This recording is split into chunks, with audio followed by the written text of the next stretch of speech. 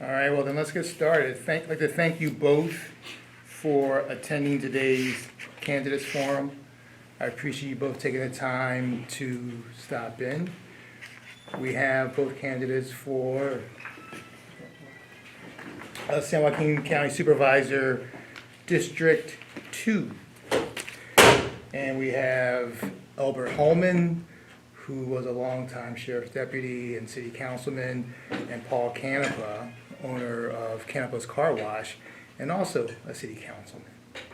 So just to review, what we're trying to do is just have a fair and open discussion so you two can have a moderated back and forth, and viewers, voters, have an opportunity to hear both of your points of view as well. So we will have opening statements, and then we'll go to our discussion. And since Mr. Holman won the coin toss, which was not a two-headed coin, I assure you both. We trust you. You'll get to go first, and I'll prompt you. My timekeeper did call in sick, but I will prompt you at the 30-second mark, the 15-second mark, and then with the stop when you're at the end of whatever time is allotted. Okay. So with that, we shall get started. So Mr. Holman, you get to go first, so please begin.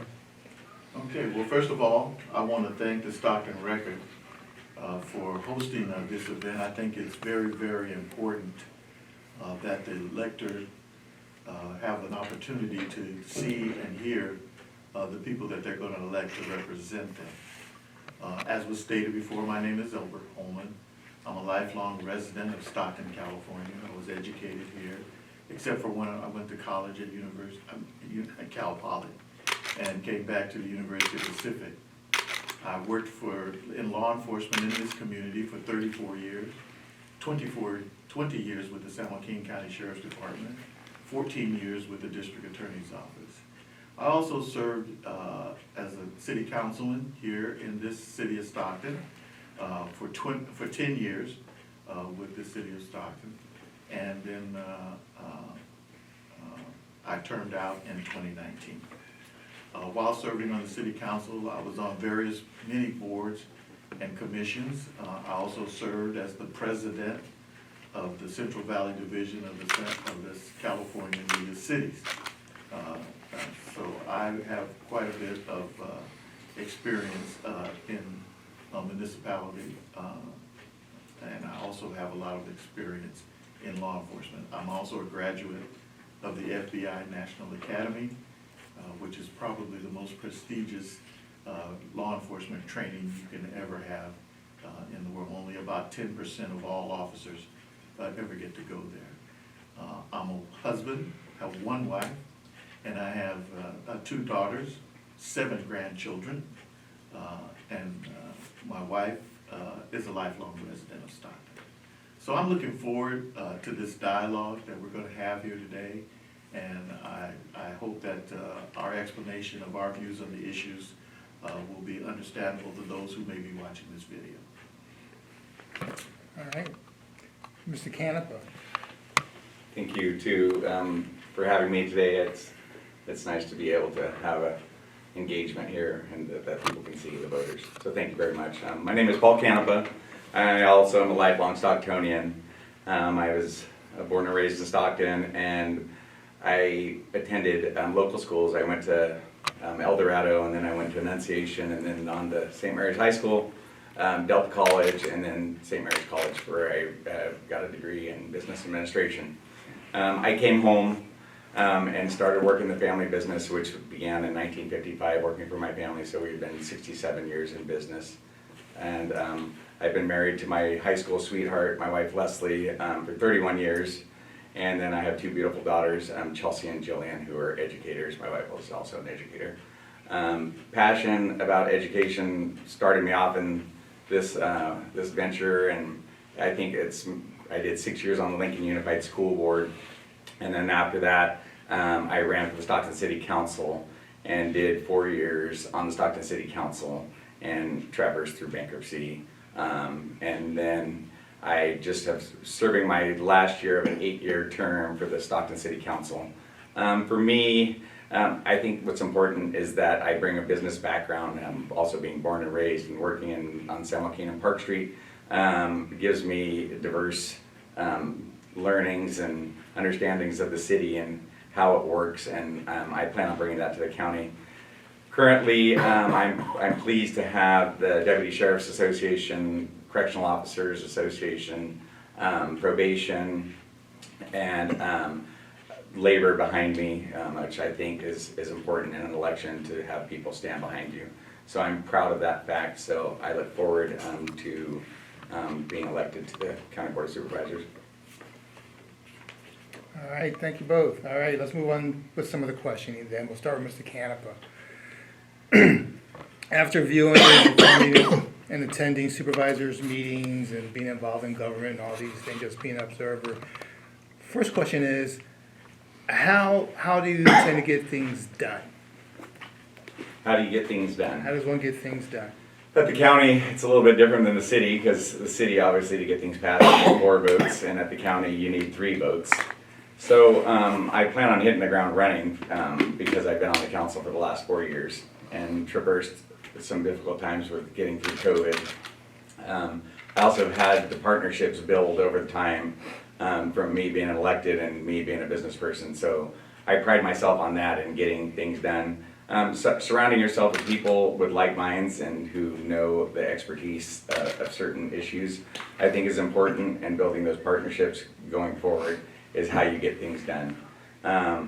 For me, I've been able to work with a lot of different people, a lot of different mayors, a lot of different city managers at the city level, and I pride myself on that. Whenever I make a decision, whether it's an easy one or a difficult one, if there's any differences, I move on and go on from there. There's no hard feelings. So I think that's the most important part about an elected, doing the job that we're elected to do, is not harboring animosity and being able to see both sides, or all 3 sides of issues that come up in the community. The past couple years during COVID have been very challenging from the city, and I think that expertise has helped me grow as an elected. All right, Mr. Holman, I want to sort of build on that just a little bit, particularly about the not building animosity part. I mean, you've been in law enforcement, you've been a public servant in government, so you've gotten in a way from both sides. How does one go about trying to build partnerships and do things in this city without making enemies or ticking people off, basically? Well, it takes a lot of dialogue. You have to meet with people and look for common ground. You can't just go into a conversation about an issue and think that everything has to be done your way. There's give and then there's take. And I think as you dialogue, and the more you talk, and when you have that sincerity, you can come up with and find common ground. I just tell you what, I used to get calls where we used to handle all the cases at Dual Vocational Institute, and that was a state prison. And here is the police coming in, and all your witnesses and all your victims are people that we put in jail. And so being able to, and I'm not saying that anybody are criminals or anything like that, but that's one of the hardest places to garner consensus. And I was able to go in there and solve every case that was ever assigned to me in that venue. And that means that I have a knack on talking to people and finding common ground, letting go of your issues, because the goal when you dialogue like that is to get the thing done. Not necessarily my way, even though I may have an idea of how I think it should be, but it's a way that it can be done. And that's what I leave with, because I'm not going to stop until I get it done. All right, I'm going to follow up with you, then I'm going to jump over to you. If you watched Board of Supervisors meetings, you've seen a lot of back and forth, and sometimes it can become pretty contentious. How does one jump into that and not become part of that fray? Is that for Paul? That's for you. Oh, Then we're going yeah, absolutely. How do you get in? How do you get into it? Yeah, how do you? You don't get into it. That's how you get into it. You don't. I don't. I can't say that here, but you don't. You don't. foster those kinds of conversations on the dais.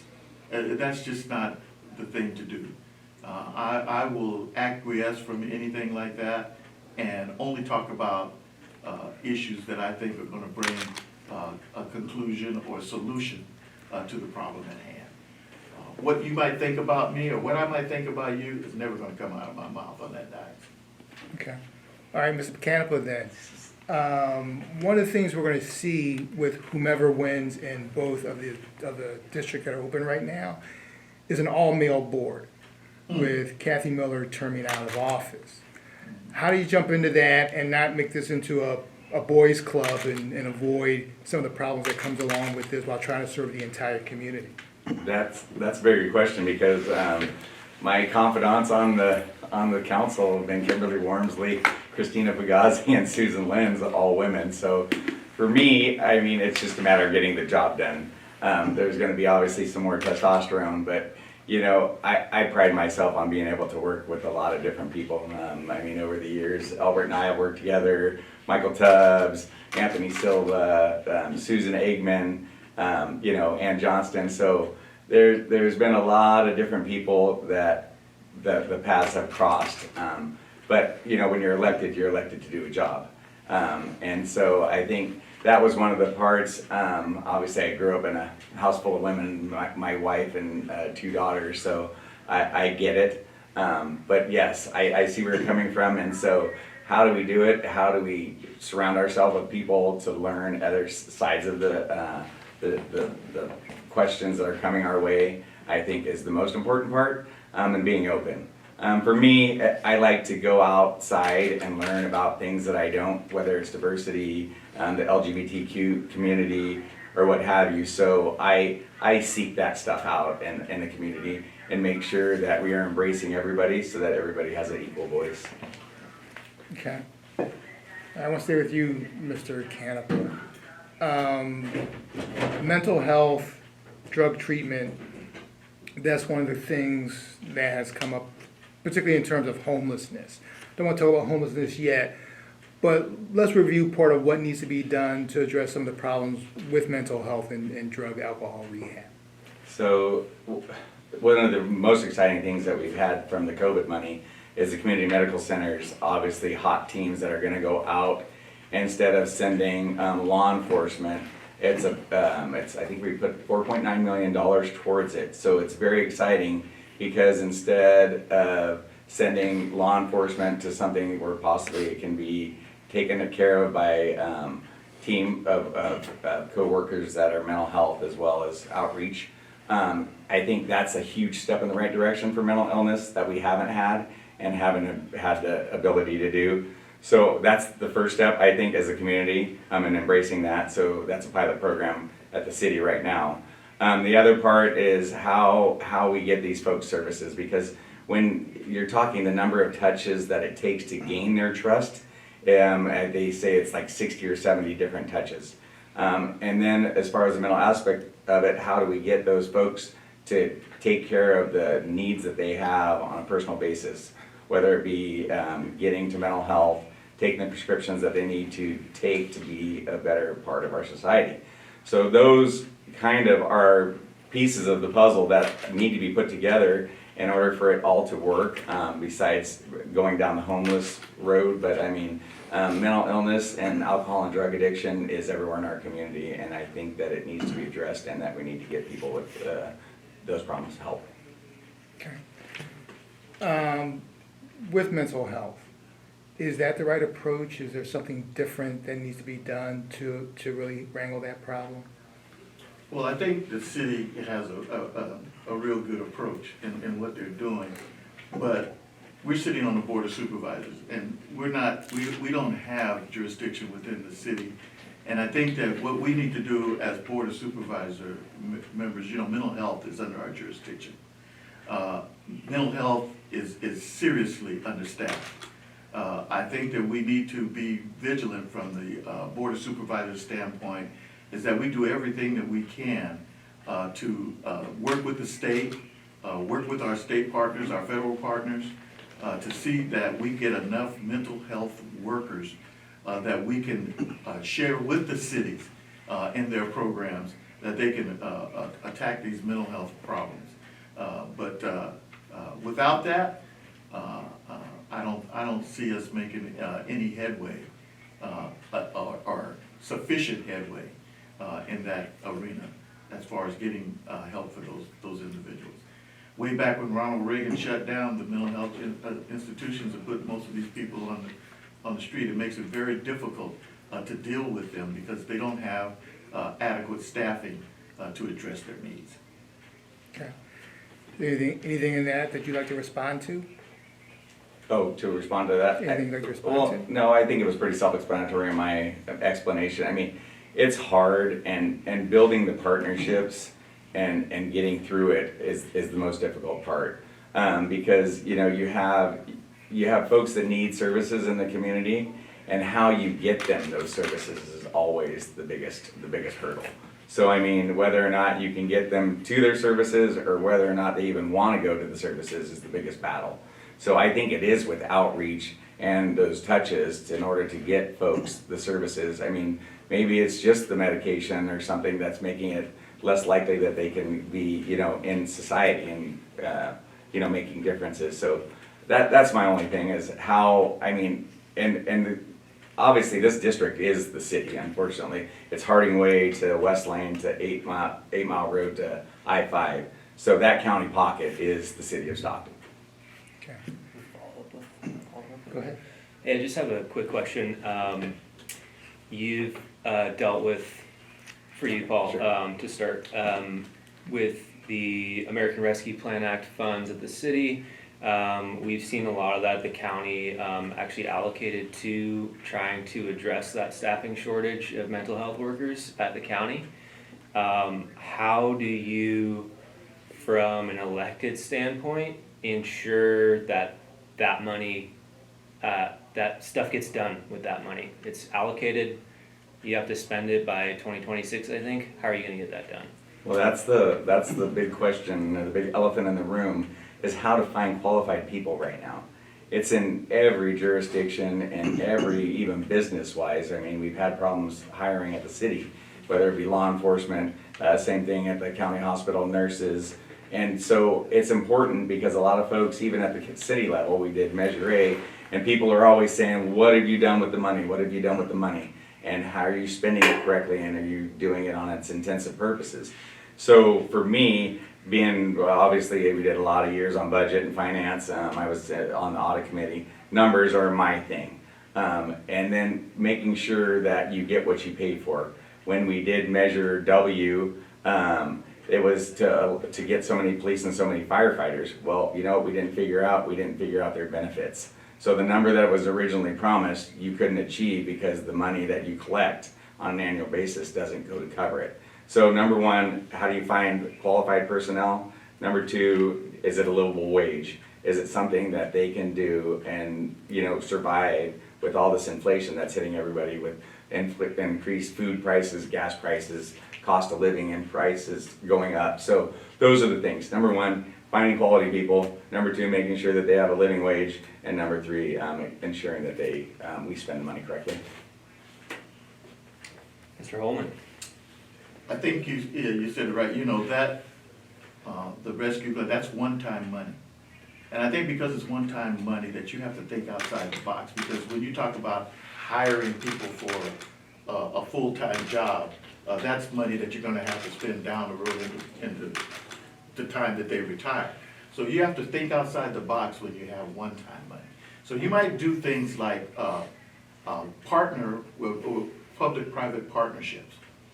Maybe working with, say, a university, a senior year student, maybe have an internship with a local mental health agency that maybe be able to go out into the field and get training. At the same time they're getting their training, then maybe you may want to have an incentive for them after they graduate. You get that training, we'll take care of part of your tuition if you come back here and work for 5 years or so. You know, it's things like that that you have to think outside the box, because with one-term money, it's hard to set up a job where you're gonna pay people to be an employee of the city of Stockton with hopes that they may retire down the road, you know.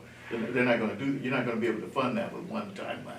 So you have to think outside the box and do things that aren't necessarily, they're effective, but they're not necessarily mainstream.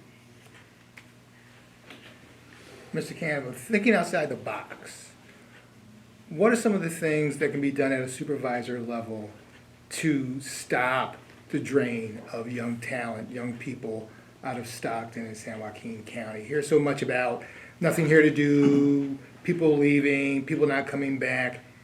From that level, again, from the county level, is there something that can be done to sort of attract the young people back to this area? You know, I know, and I do the comparison, we just had the same problem with the police department. You know, we have had Measure A money, so we just did probably the largest raise, a 3-year contract with the public safety unions in the city of Stockton. So number one, young folks want money, and people that have been in the situation or been in the workload a lot of time want benefits that help them, whether it's health and welfare for retirement. So now you have to be able to make sure that you're covering both aspects of that, so that, you know, the young folks are getting what they want and the people that are at the end of their careers are getting what they want. So that's the hardest part, is making it attractive.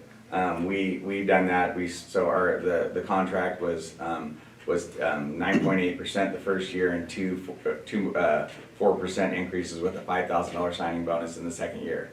So that's battling to get them back up to median. So I mean, you know, as an organization, how do you balance what the organization needs and the employees' needs is the hardest part of being a politician. Whether the budget can afford it, and then what are you going to do with, you know, if there's a recession and the funds go down and you promised all these contracts that you can't afford. So that's the hardest part. Is that really the hardest part of being a politician? Elections. Being here. It's great. I appreciate it. Made me lose my train of thought for a minute. So I'm Sorry. just Sorry. going to Be jump. honest. I'm just going to jump to something else. Mr. Holman, can supervisors become like an auxiliary component to help improve, say, Stockton Unified and the level of education here?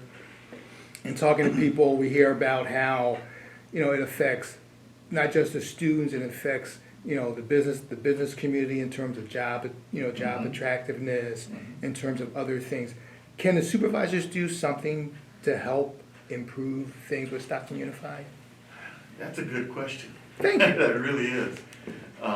You know, working with the County Office of Ed, you know, they do have a lot of programs that they are doing to try to enhance the opportunities for kids in this county.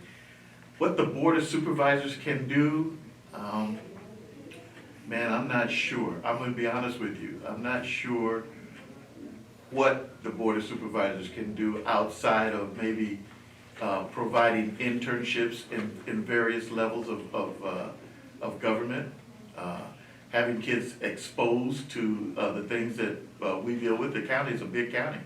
There are a lot of departments within the county that if we created internships where kids can come in and be exposed to the different aspects of our county government, the various departments that we shepherd, I think that that might be one thing that they can do. But as far as us exerting any influence over the board, the school board, and what they offer, I don't see that is something that we could get involved in, really. Okay. So, Mr. Canepa, I'm not going to give you the same question, but I am going to ask you instead, from an economic development standpoint, what can supervisors do to help attract young talent and retain young talent here? That's one of those questions of how, you know, you have to be able to have it affordable here.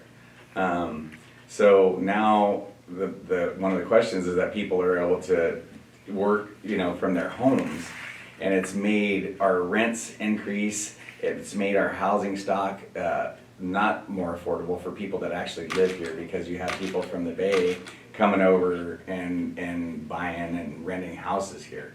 So that's the first thing, is how do we get more affordable housing and even market rate housing so that people that do come and live here can afford and not spend 2/3 of their monthly income on rent.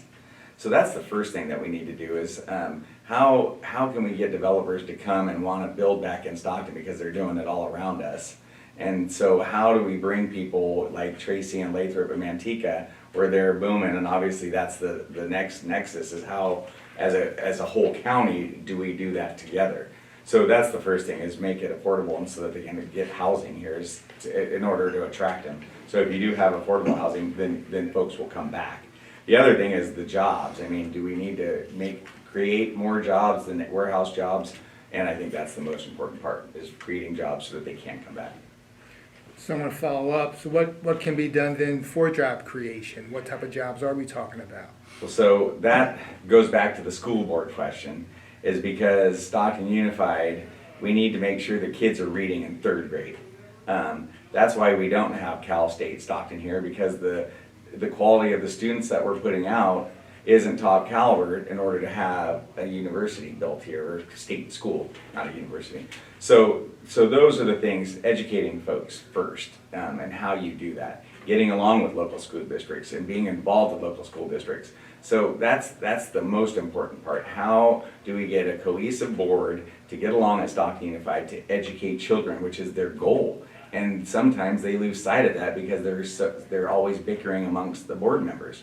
And they need to remember, hey, teach these kids so that they can fill the jobs. A lot of businesses don't want to come here because we don't have an educated enough workforce. And it's important for us, and it's important for all these trustees to put their differences aside and do what you're there to do. And lead and teach and educate children in our community so that they can get the jobs, and we can have companies that want to come here, because the ground is a lot cheaper in the valley than it is in the Bay Area. So I think those are the incentives that we need to start working on, and make sure that we have educated kids for the jobs that potentially can come here and will come here.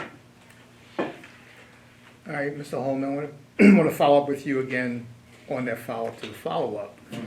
So if we're talking about trying to exert some type of influence on SUSD, trying to do some type of job creation, that sounds like a really long runway to get that done. Again, what can be done at the county level to help facilitate that? Is it charter schools? Is it something else? What can be done? Yeah, charter schools and charter schools are one way, but just going back to what Paul was talking about there, is that job creation is more than just our kids being able to read. I agree with him. He's absolutely right that when a company is going to decide whether they're going to bring their jobs here, the first thing they look at is their hiring pool. And their hiring pool is going to consist of those that are educated, able to read, those that aren't in jail, those that are doing, there's a host of bullet points that they look for before they bring their jobs here. So no matter what we do here, if we don't do the other things that need to be done to make ourselves more attractive to bring jobs here, we're not going to be successful.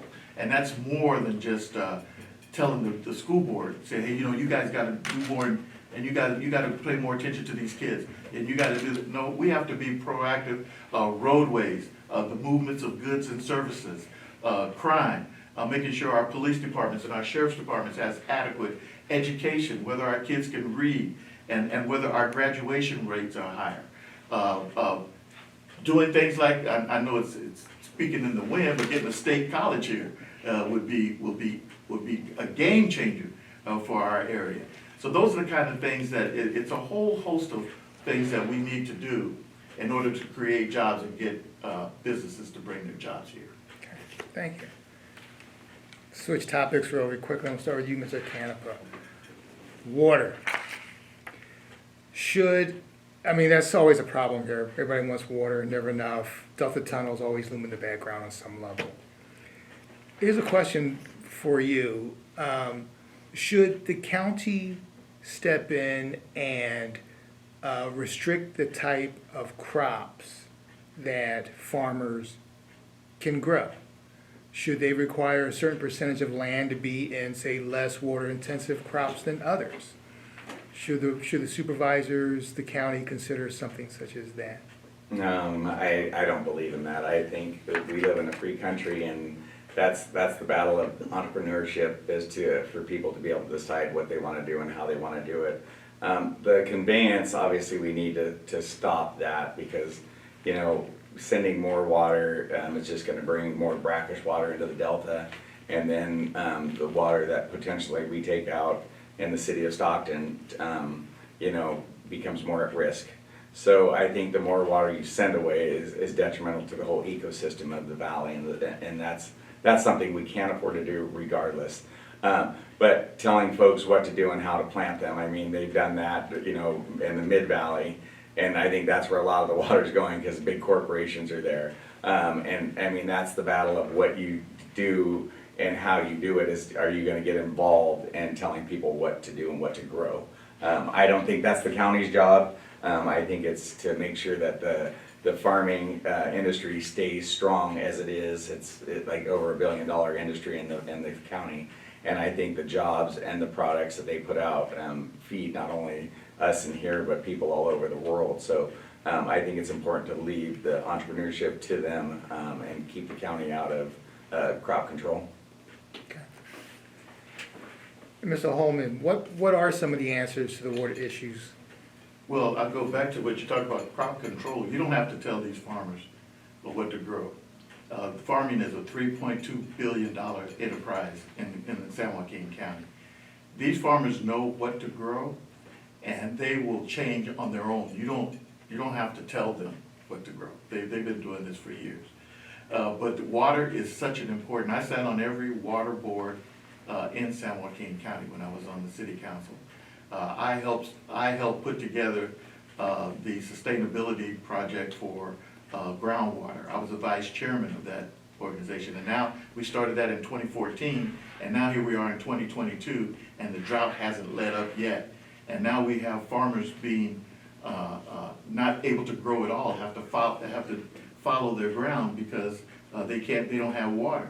They can't dig any deeper because it's not cost effective anymore for them to dig any deeper.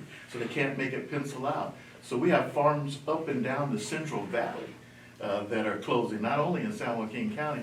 And those that can grow, their yield is down just because of our water situation. So we need to be vigilant on storage.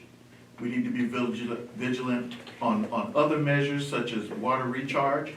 We need to be vigilant on some of the Southern California groups to do desalinization efforts and things like that. We need to think outside the box to get this water thing under control. And by the same time, don't forget the twin tunnels, it's still active. What type of water storage do we really need, Mr. Canepa? So those are always the question. I mean, look what they're doing in Vegas with Lake Mead. I mean, they're reaching a bad spot. The city of Stockton is lucky enough to be able to take out of the delta whatever it discharges from the sewer treatment facility. So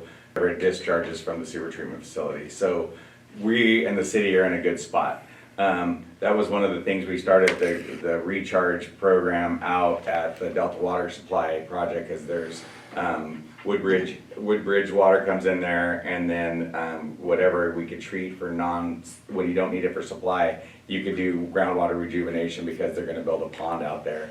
And I think that's the most important part, is somehow to get the water back into the ground.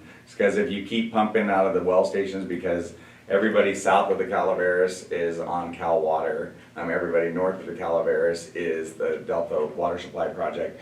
So when there's lulls in water use, then you can obviously use that water to fill the ponds and hopefully get some recharge in the wells that are being overutilized in the city and the county. So those are the things, and what other water sources we use and utilize with partnerships to make sure that the farmers are happy and that the residents are happy. Okay. Can I say something on that? Sure. You know, in the spring runoff, 40 to 60% of the water that we have runoff goes right through our county and out to the ocean. And when we talk about, we need to capture some of that water, and we need to store it. So because of environmental issues and things like that, we need to be at the table with our state partners and our federal partners to start talking more about water storage. Nobody wants to talk about that, all right? But we're losing quite a bit of water that comes right through San Joaquin County and goes right out to the ocean that we don't capture. And then we've been in this drought, if we could capture some of that water and either do water recharge or store it, we could have water for these lean years when we don't have the rainfall that we have. And that's what needs to be worked on. All right, Mr. Canepa, this is a question that applies specifically to you. How are you going to be a full-time supervisor and still be part of a full-time business? Oh, that, the county job will take precedence. So, yes, we've modified and made it easier for me that going forward that I won't be there. So my ability to be at the supervisor job will be available. So we changed our business format to obviously a drive-through car wash. So that'll allow me more time and training employees to take my spot at the car wash. The transition, you know, is definitely going to be an interesting one because I've washed cars in the community for 32 years. So being able to do that and transition and give my time to the county is my priority. So you're not going to be out there drying cars any longer? I got to go back and close tonight, so I'll help because it's my sister over there, so I'll have to help her. I'll either get there early in the morning or close in the evening. So yes, I will put my time and energy into the county. Okay. Well, here's an easy question. I'll start this with Mr. Holman. So what do you sort of see as being your take on this job and how you would go about doing it? My take on it? Yeah, I mean, everyone has a certain style when it comes to how they govern and how they act as an elected official. Mhm. So for both of you, I'm going to start with you so you get a chance to think about it a little bit. How do you see yourself in this as a supervisor? What's different about that than being a law enforcement officer or a city councilman or a vice mayor or the other roles that you've held as a public servant? What I really see is that all of those prior positions that I had are rolled up into this one. I think you have the experience of all of those will come to the forefront if I'm elected to this board. Being a facilitator, being one that's in the community, being one that's willing to do the hard work and come and work with my cohorts on the board to come up with viable solutions to solve whatever the problem may be. This is a full-time job for me, just like the city council was a full-time job for me. I was on 10 committees, I chaired 3, I was the president of the Valley League, I was on the Council of Governments, the Mega Region Council of Governments. It was a full-time job.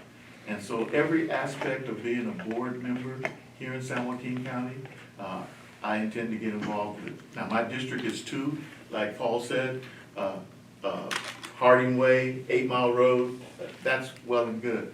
But I'm a supervisor and I need to know what the whole county is the issues are. So District 4, District 1, District 3, District 6, 5, I need to know what's going on there because at the end of the day, when those things are discussed on the dais, I need to have a working knowledge of what I'm voting on. I can't just put my head in the ground and just be on District 2. Right. So, Mr. Canepa, aside from opening up the shop early and closing late, how do you see yourself in this role, and what sort of be your style as a county supervisor? That's the thing that has always been interesting for districts is that at the city level, it does separate, you know what I mean? So that people fight for the constituents in their district. And I think that's the largest part of me trying to see it as a whole. I go to events with Kimberly and I go to events with Christina and their district and Saul and his and Dan and his because ours are so neighboring. So I think that's the most important part is being able to not only represent your people, but represent the county as a whole. And I think that's the most important part for me, is how you do that, how you build the relationships so that you are invited, obviously, to those things and the communities, and by building relationships with the other county supervisors. Because then they will introduce you to folks that they know in their community, and people that have needs, or people that are just regular everyday citizens that have complaints. And I think that's the most important part, is I've been in the service business for 32 years, and that's what I pride myself on, is trying to make people happy, number one, and find solutions that are amicable to everybody. So for me, that's the most important part. Yeah, I'm gonna fight like hell because Stockton obviously lost part of a seat, but at the same time, it's more important to look at the bigger picture so that all the people that live in the county and the constituents can have service by all 5 board members. Okay. You know, there's something, you know, about this, you know, that I'd like to see also, and that is that I would like to see the board, the Board of Supervisors more involved with the city councils around the county. I think we work in silos too much, you know, it's your jurisdiction, my jurisdiction. When you look at the city of Stockton, you have one side of the street is county, one side of the street is city. The same issues and the same things that, you know, one side of the street is not experiencing something that the other side of the street isn't experiencing. But yet, the governing boards of the city and the governing boards of the county don't interact enough, in my opinion. This is just my opinion. They don't interact enough to come up with solutions. Supervisor Miller, Supervisor myself, her supervisorial district backed up to my District 1. And so we basically governed the same people. Once a quarter, we would have coffee together, and we would talk about issues that are affecting both of our constituencies and things that we could do to mitigate some of that, you know. And so I think that that's what the board needs to do. The board meets on Tuesdays at 8 o'clock in the morning, or 9 o'clock, or 8 o'clock, whatever time it is, and it's when everybody else in the city is working. They can't be there. I think we need to be more user-friendly to the community and to our other councils. Well, since he brought that up, what do you think? Should the supervisors, the board be more involved with the various city councils? We've been working on it. We've had some, you know, about homelessness. I mean, we being The Stockton city and the Council? city and the, Okay. yeah, and the county. So the county, I'm not sure how well they do on with other municipalities around. I was on COG, so I got to meet other folks, and I think that's the most important part, is building the relationships. So on COG trips, you get to meet other people from other communities. That's what I pride myself on, is even when you just go to public events, whether it's Miguel and Tom and Supervisor Rickman, those building relationships, you know what I mean, so that when you do the work, that you're more involved with their aspects of how to govern and what they're governing and because now the decision is I'm 1/5 of the whole county, and how you manage that, and then when you do meet with folks, it's over. I live behind Lincoln High School, and it's crazy because we just did the culvert on Alexandria, and the county did Pershing, same time, absolute traffic nightmare. We're getting through it, but I mean, the culvert had to be done because you only had through October because you needed the water conveyance. So those are the issues, how you do it and how you not step on people's feet and tell them, you know, what to do and how to do it is kind of the hard part. I agree with you with Lincoln High School. I'm taking my daughter there every day, and by the way, you should wear a helmet when you ride your bike. We're getting there. Yeah. All right, it's been a very interesting 45 minutes, but with that, we're going to turn to closing statements, and we'll start with you, Mr. Canepa, with 2 minutes. Well, thank you for having me. I appreciate it. I'm just a public servant at heart. I'm the youngest of 7 kids, and I was taught that, you know, we provide service and we make people happy. And that's what I intend to do to lead the County Board of Supervisors. I get along with people. My background in education, I mean, I'm still on the school board for Stockton Collegiate, is part of my drive. I started there with education, and I know what it takes and how to get people involved in the community and make the quality of life better. And I think that's the biggest struggle, is how we as a community, get together and fix what is wrong. And it's through partnerships, it's through friendships, and it's through being able to listen and not know everything. And I pride myself on that. So for me, that's the most important thing, is being humble, and leading people that don't have voices is really important to me. The path, the faith-based communities in our city are amazing. The police department was just able to apprehend the serial killer in record time. Stan McFadden is working on, rebuilding the police department, which I'm proud to be a part of. The endorsements that I have in the community speak highly of the type of person I am, that they want to stand with me. And I'm willing to stand with them, and I think it's important. Good livable wage jobs, figuring out how to get more affordable housing, more market rate housing, and more businesses attracted to the valley will be my goal as a county supervisor. And the best part about it is that I love the city, and I can love the other cities in the county just as well. Thank you.